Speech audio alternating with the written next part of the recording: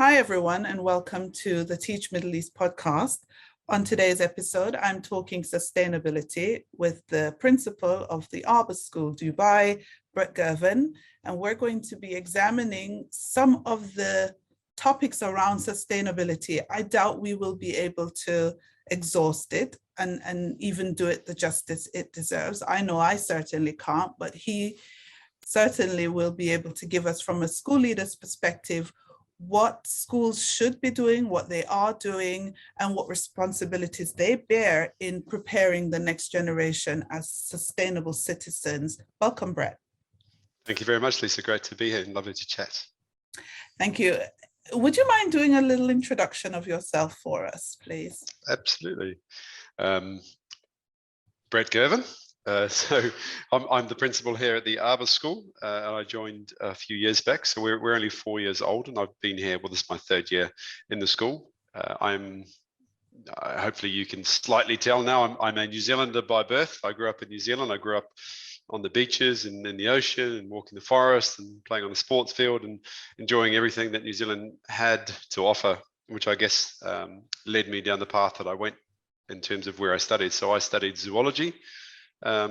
With my original intent was actually marine science, because I surfed and fished and loved everything about the ocean. But I went into zoology, and then I realized I actually connected with ecology more than the specifics of zoology. And I liked the fact that you could consider humans as a part of that system. I liked the system's nature, the connectivity, the idea that there are utopian decisions to conserve or maintain wildlife and our natural environment, but always we do have to consider humans as a part of that system.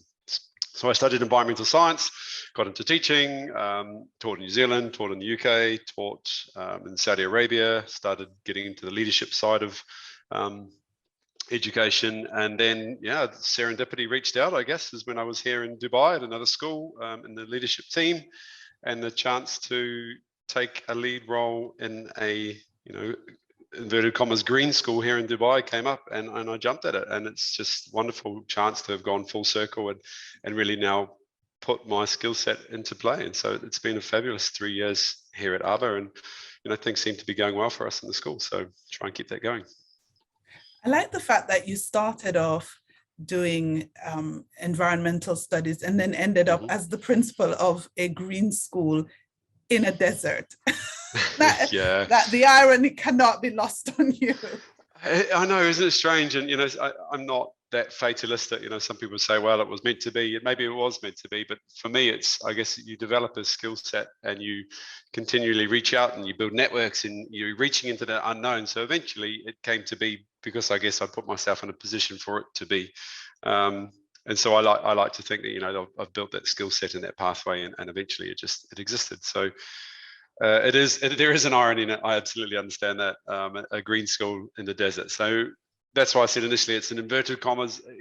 It's green in the sense as it's about ecology. It's an ecological school, but it's ecological in the broadest definition of ecology, if we wanted to dive into that at some stage, rather than just saying it's about plants and animals, because there's an ecology of a desert as much as there's an ecology of a tropical forest. Ecology doesn't mean plants and animals. It's got a much more diverse meaning, and that's how we interpret it here at the Arbor School.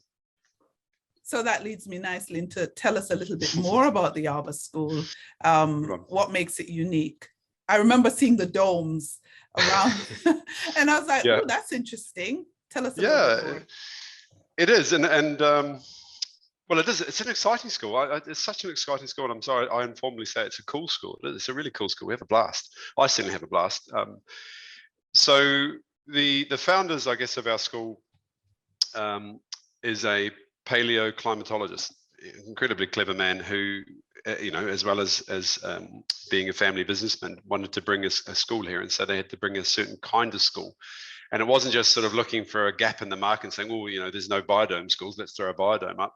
It was actually a deeper underpinning philosophy about what education could be. And it's an eco-sophy, it's a green philosophy, I guess, if you want to think of it simply. So the idea that, we're not conquistadors, we're collaborators, we're not consumers, we're here to help conserve. the route to happiness isn't through more consuming, it's through frugality, and da da da. So there's an underpinning philosophy, and so when you accept that philosophy, you say, well, actually, there's not a real distinction between nature and non-nature. These are boundaries that we put in as humans, and our sort of more recent history has actually separated us from. Because if you look at every indigenous culture, they don't have a separation between nature and spirit and science. It doesn't exist. So this is actually a very Western worldview. So the idea now is if we are in an anthropocentric position as a world where humans are at the middle, well, actually the worldview that we had for a long part of our history was ecocentric, where the environment was at the center. Yeah. So when you build all that together, you say, how do we build a school that allows us to manifest that for the kids? And so then the domes become a place where we can bring nature to the children. The gardens become a place where we can bring our children to nature.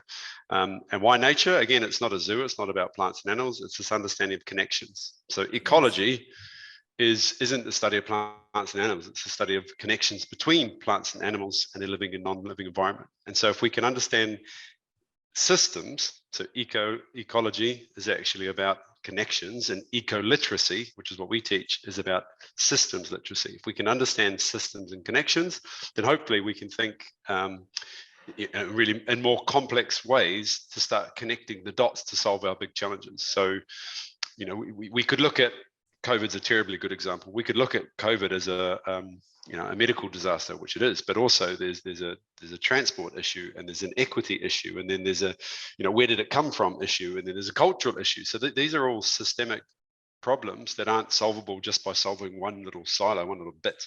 And so if that's an example, then that's what we're aiming for, children that are thinking in systems connected ways, as opposed to discrete bits of knowledge that are learned and never applied within an authentic context. I like that. And I like that whole eco-literacy. Can you tell me a little bit more of what that looks like, how that is applied in the school? What does that look like on a day-to-day basis with the curriculum and the teaching and learning at Arbor, having that whole eco-literacy interwoven in everything you do? So I know, I suppose I have this conversation with parents when they come in, so I'm reasonably well practiced, I think. But so we're an ecological school founded on the national curriculum. So national curriculum, the British curriculum, gives us our what, the standards, the statements. This is what you do at year one. This is what you do at year two. So the what's quite clear for us at our school. The how then becomes really important, because the how has to be experiential. It has to be authentic. It has to be transdisciplinary in order to meet our why. We're sitting between those two things, right? And the why then becomes sustainability and eco-literacy. So what does that look like for the youngest ones? Because, a 4-year-old's not really interested in the concept of systems, but they might be interested in connectivity. How do plants and animals connect? How does parent animals connect with their baby animals? How do mums and dads and families connect? So we can look at different ways of connections and systems and simplistic views. So then we say, okay, go to the gardens. Sorry, I'm pointing to my left because there's a garden. And it's not necessarily about systems, it's about experience. So engage with nature. Go for a walk through the trees, use your 5 senses. If you go to the dome, you see the pond, and yes, it's experiential and you're gaining all that information, but at the same time, that pond is a system. It's a sun feeds the algae, or provides energy to the algae feed the fish feed the terrapins. It's a system. Systems have rules. So the next stage of children, we could take them there and say, hey, what might happen if you added 3 more terrapins? And the kids start thinking, or maybe they run out of space, or maybe they make too much waste. Next age of children, you could say, well, hey, look, we decided before that there's rules to this system. Do those same rules apply elsewhere? Could we apply it to poultry farm? Do they have limits? Is there constraints? Is there boundaries? And so that layering upon layering upon layering is what we're aiming for. And it's aspirational, because it's not easy and it's not done in many places. So there's still a lot of learning for our educators, although we have some fantastic educators. Some are further down that journey than others. And of course, having a background in ecology doesn't hurt. I've sort of got a head start on that, but it's a tricky journey. So it's experiential, child-led, play-based, curiosity-driven for the youngest ones. And we try and maintain that journey of curiosity as they go through the school, but just layer on complexities of those activities. So it goes more from being sort of what they're doing every day to trying to being a sort of separate more biological, geographical subject in the secondary school, where now they have ecoliteracy as a subject and they do inquiries and big questions. And the rest of the teaching is still focused, you're still doing English, you're still doing math, you're still doing geography, but how do we deliver that in a way that pays homage to who we want to be? And who do you want to be as a school? Oh, my goodness, that's a great question. I have to admit, we know where we want to be, but I'm changing day to day, because what I see the world changing, and in terms of the narrative of education, is changing so rapidly. So I want to be a school that not produces, that sounds like a factory, where children develop Nurture into into young adults that are the relentless questioners. They understand how to think in systems, and they go to wherever it is they wish their destiny to be, and whether that's an apprenticeship, Harvard, into design, or to become a protester standing on the street corner yelling for climate change. Any of those things would be a great outcome for me, as long as that child had a really good pathway and a fantastic time whilst they were here, and became these really highly literate, eco-literate students. Yeah. So that ecoliteracy, how do you then spin that off to not just be a within the Arbor School thing, but Yes. also a community thing? Because that's how it's got to spread, isn't it? Yeah, it does. And actually, so our vision is enough for all forever, right, which is essentially a definition of sustainability. But we will never achieve as a school enough for all forever. That's a global outlook. So we'll do our bit for enough for all forever. And I want to produce, again, these children who have been exposed to lots of opportunities to think about enough for all forever. But you can't be sustainable in isolation. It doesn't work.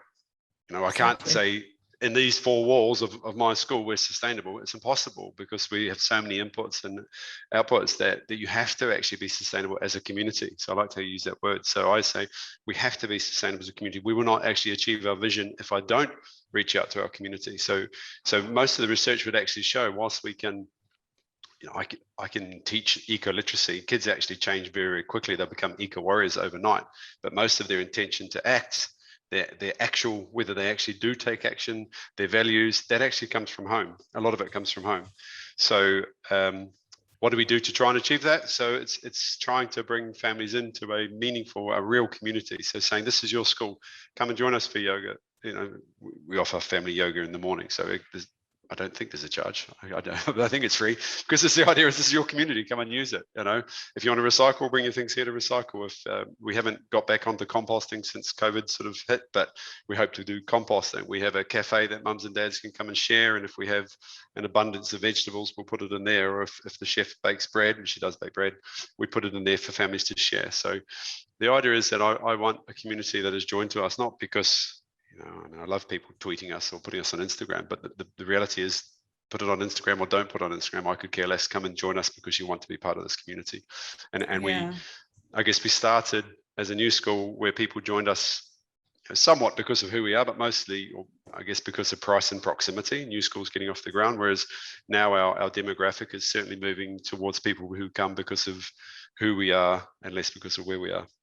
Yeah, I like the fact that you're starting to do programs that bring the community in, and I do wonder about your student population. Are you attracting? And you did mention it. You've attracted people, of course, when you start out because of proximity. This is the school closest to home, but now your message is going out there, and people are understanding your ethos and the vision that you have. So, who are the types of students that you are now attracting? That's a great question. I mean, diverse, like super diverse. I think we have, 55, 60 nationalities on site at the moment. We're a British curriculum school, so our biggest group are British passport holders, and then it's just super diverse after that.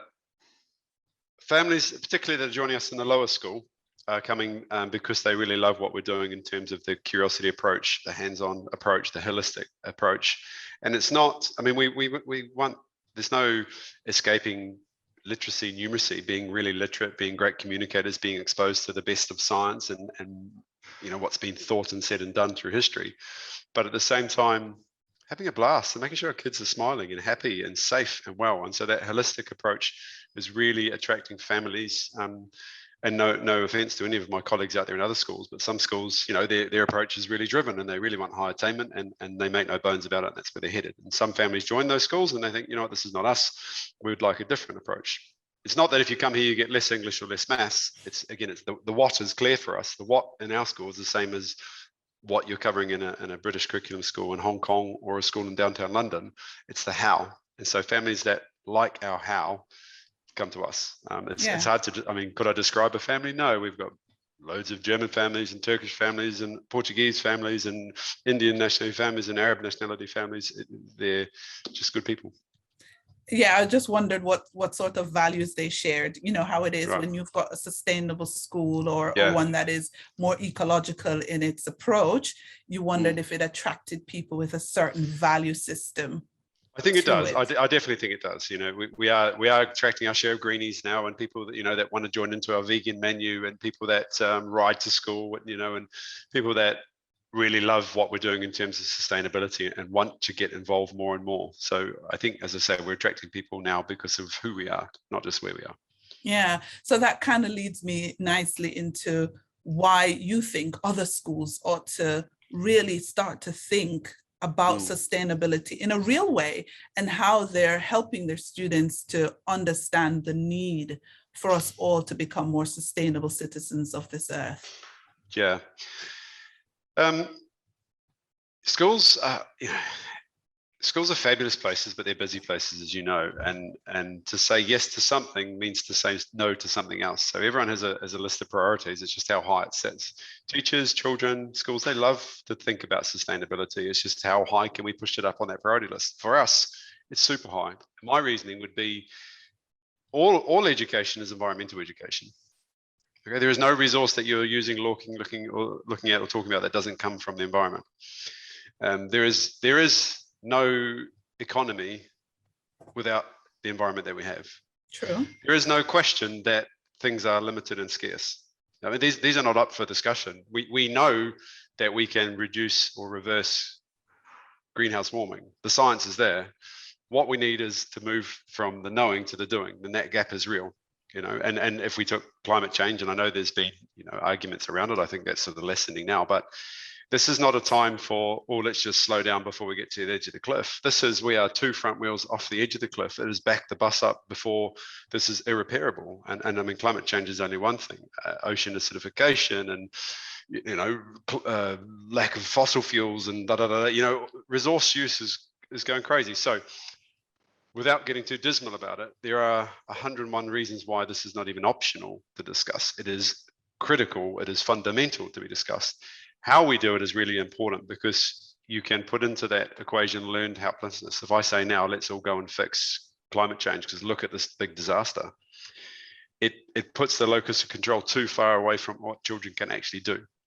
And if they start to feel helpless, that they can't actually make a change, then they learn their helplessness and eventually they throw up their hands and say, I'm not going to bother. So actually, we take an approach where there's no disasters before age 10. So, it's not about disasters. It's about what things can we actually do in a positive sense. So my advice to other schools would be to think about that. Don't throw disasters up on the screen in front of the kids, because they'll straight away think, well, that's a disaster. We can't fix that. We want to go beyond that. We want to say, okay, here's something we can control, which is affecting me in this place here where I am, and let's take a step towards that. Let's think beyond green in terms of the greenwashing. It's great to turn off taps. It's great to have a light switcher in your class. It's great to recycle. Those things are all good, but where can you make a significant difference to the ecological footprint of your school? Well, maybe it's in transport to school. Maybe we mentioned before, it's in provision of uniforms. Maybe it's in how we move our staff to school. Maybe it's in turning down the AC by 1 degree at nighttime. All of those might be better steps than spending a lot of time convincing people to turn off the tap, even though turning off the tap's not a bad thing, particularly here. Yeah, it definitely is. I liked something you said earlier, the green ethos and the fact that it's working towards enough for all forever. Mm-hmm. And I'm starting to think of the UAE, and I'm thinking about Dubai, and I'm thinking about the surplus. Unless it's, I don't know, not everyone has a surplus, but a lot of the people I know have lot more than they need. And a lot of the children, including my own children, are exposed to a lot more than they need to be exposed to. They have a lot more than they actually need to have. If I think about how I was raised, I had far less than they had, and I was perfectly happy. How do we get children to understand that ethos of enough for all forever in a consumer-driven society that we currently live in?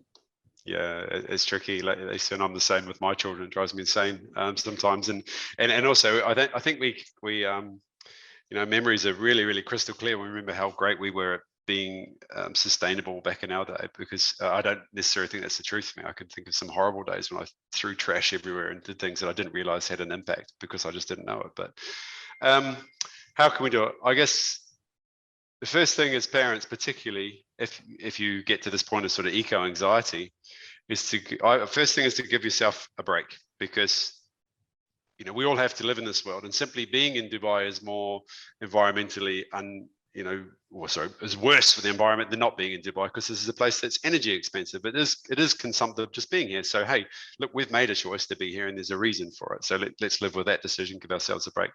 The second thing is, I always say, wanting to change the world doesn't stop you from living in it. So I need to drive a car. Doesn't mean I don't need to drive this kind of car, or if I'm going to drive this kind of car, maybe I'm going to try and then be green in other ways. So give yourself a little bit of a break there. Living in this world doesn't stop you from wanting to improve it.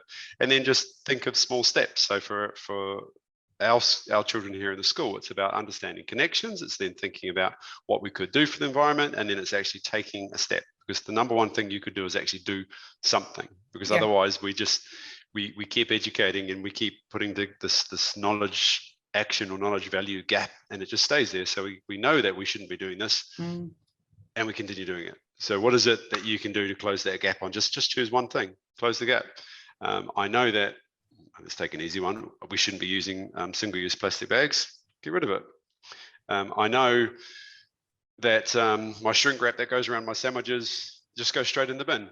What could I use instead? I could use wax paper or baking paper. That would be a tiny thing, but it will make you feel better, and you've made a step. So if you could close the knowing doing gap on one thing, you move to the next step, and then you close it for the next thing, and over time, I think that's what will happen. What I do think, to be fair to people, is that we won't get the rate of change that we require without federal level intervention. This has to happen from a government level. It has to be rules that say this is not okay. Either you will teach sustainable education and we will not do these things, or I'm going to force companies to not do these things or to absorb the cost of doing these things, et cetera, et cetera. I think to get the kind of speed that we need in terms of speed of change, there's going to be federal level intervention, whether it comes sooner or later. But we need to take those steps as well, because we can't wait. Yeah, I agree with you, and makes me wonder, the fact that we can't wait, the fact that we know that there is definitely a climate emergency, as you've described it, the bus is halfway over the cliff. Yeah. And I know that schools, once they have something on their plate, something else has got to be cleaned off their plate. Exactly. But why do you think they're not paying the attention that is needed? I find schools, and I'm speaking from my experience, having gone into several schools and spoken to several school leaders, I find that this is not on their list. It really isn't. And not only that, why is there only one Arbor School? Yeah. Well, I mean, there's other schools with a sustainable focus. That's probably, there is one Arbor School. I'm going to claim that, but there are other sustainable schools around. I do know. Yes, green lens. there is. Yeah. So that's there, and Fair we're not Green, alone on this earth. I can only think of one more, Fair Green.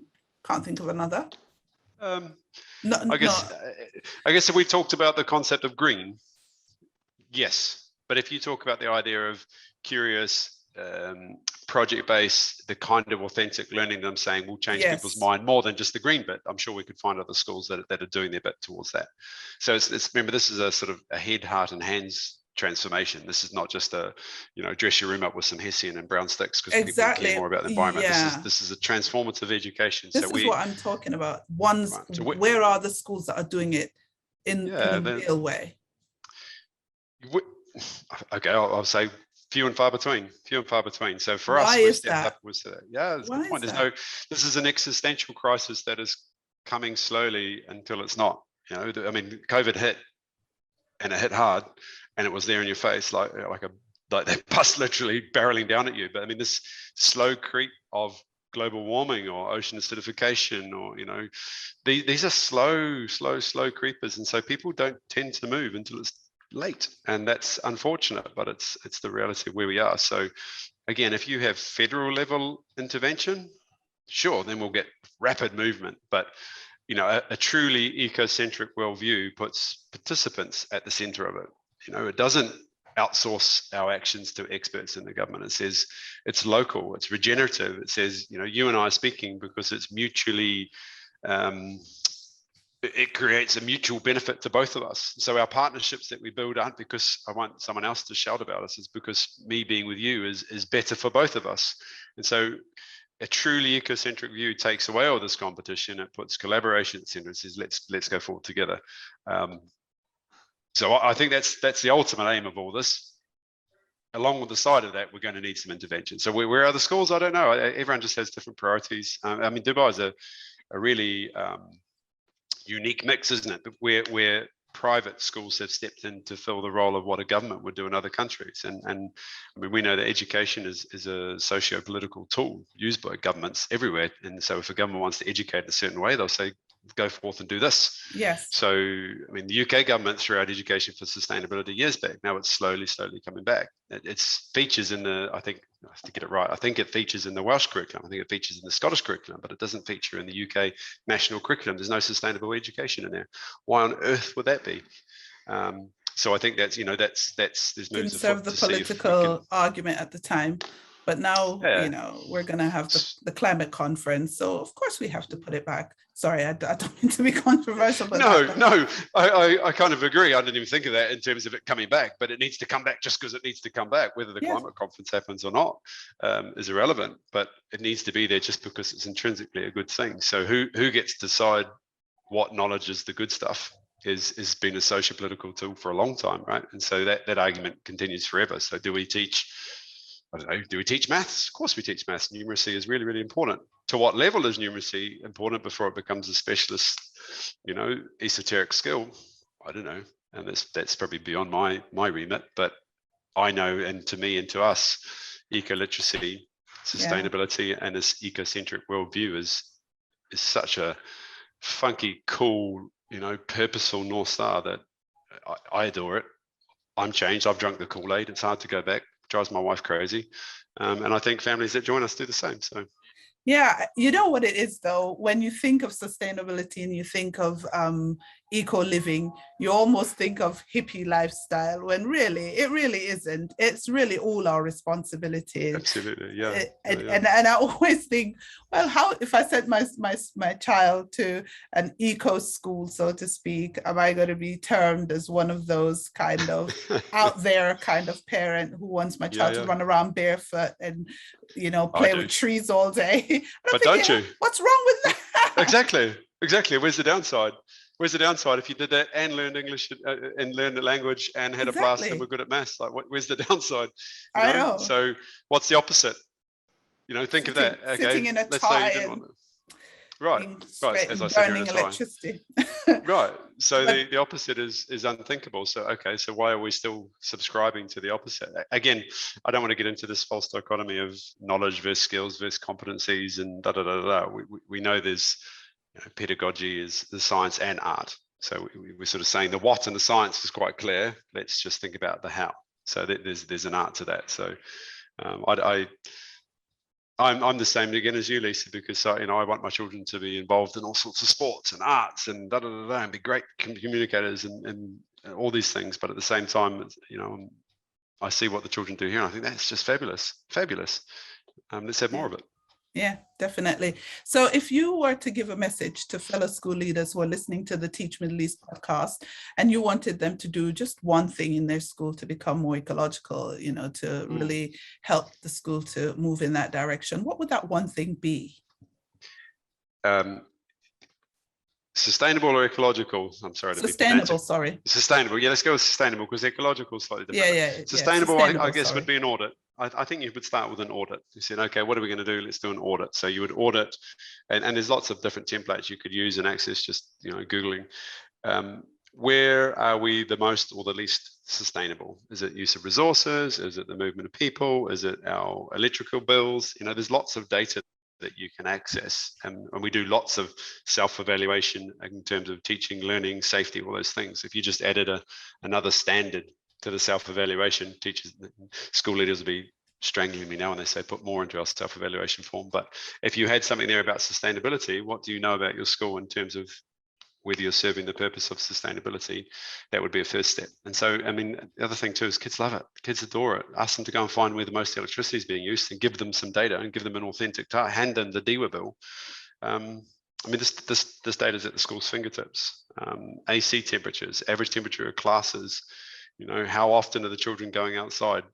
And we're probably luckier than some in terms of access and things like that. So I get it. It's not equal across every school, but an audit first of all.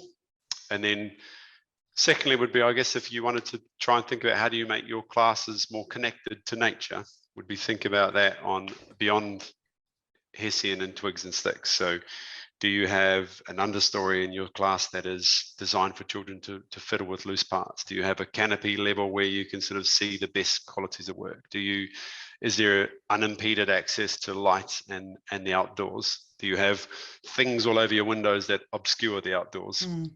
So you could audit your classrooms and see whether they have some level of connectivity to nature, I guess. Yeah, I think that's a very good place to start, because unless you do that audit, you're really just kind of battling around in the dark, really, aren't you? Be just sort of polishing what may or may not be there.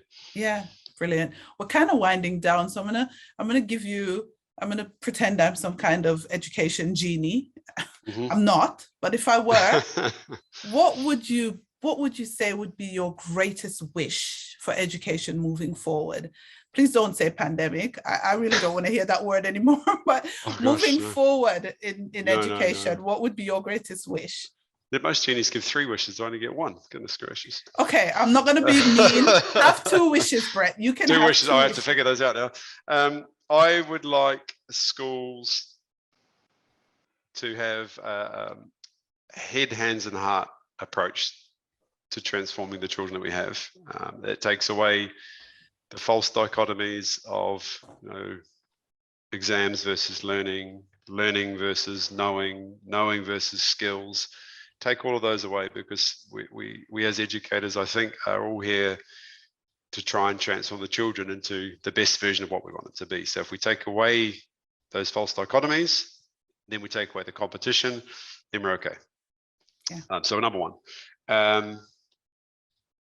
And I guess the second one, I scribbled some notes here, so I'm just sort of looking, is I want, and I'm not there yet, but I want to get to a point where we have these regenerative leadership styles that are mutually life affirming, I guess, where what's good for one is good for all. And so we're inclusive by very nature. We are regenerative. We as a school mimic an ecosystem. We're diverse. We're resilient in our diversity. We are emergent. We have lots of emerging properties that are better because we're together. I know that this is a big, hairy, audacious goal now, but it is a school where the system mimics an ecosystem in all its variability. With all that synergy and working together and that connectedness. Absolutely. I like that. Yeah. I like that. Thank you so much. I'm sorry. Lots of people think of nature as this sort of red-toothed, clawed beast fighting survival of the fittest, and actually, Darwin's theory of evolution or theory of natural selection sort of led us that path. But actually, there's other theories that say things don't survive best by competition; they survive best through collaboration. There's some readings around that are really exciting to think. Well, hey, Darwin did say. There's a theory of natural selection and survival of the fittest, but that's not the only way they do it. And so collaboration is actually as important as competition, if not more so. Yeah, that's a good place to end the podcast, don't you think? I think so. Thank you so much for being my guest, Brett. It was really enlightening talking to you. I know I have ideas of running around barefoot and learning, but I think, you know, I miss that. I grew up in the Caribbean part of my life where, Right. you know, the ocean and nature was just a part of who we are as a people. And so I do miss that for my kids, and a school like yours that's trying to bring that connectedness with nature is definitely commendable. So thank you so much. You're welcome. And I haven't this year been out barefoot, but I did get convinced last year. It doesn't take much to convince me, to be fair, but to get my feet off and run around the grass, get my shoes off, sorry, run around the grass. Yeah, it's the best part of the day. Thank you. Thank you for being my guest. Thanks very much. Appreciate it.